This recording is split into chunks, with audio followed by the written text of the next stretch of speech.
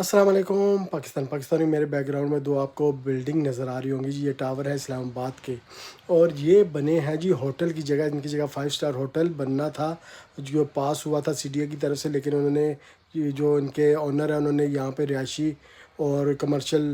Buildings بنا دی جو کہ غیر آئینی غیر قانونی ہیں، کیونکہ اسلام آباد میں صفائی ہو رہی ہے غریبوں کے گھر گرائے جا رہے ہیں جگہ جگہ پہ۔ آپ نے دیکھا ہوگا بری امام کے آس پاس کی ساری آبادی گرا دی گئی ہے، اس کے علاوہ اب نئی آبادیاں جو ادھر بنی ہوئی تھی، جو مہر آبادی ہے، اس کو بھی نوٹس دے دیا گیا کہ وہ بھی گرا دیے جائیں گے۔ وہاں پہ سب غریب لوگ رہتے تھے، لیکن یہاں پہ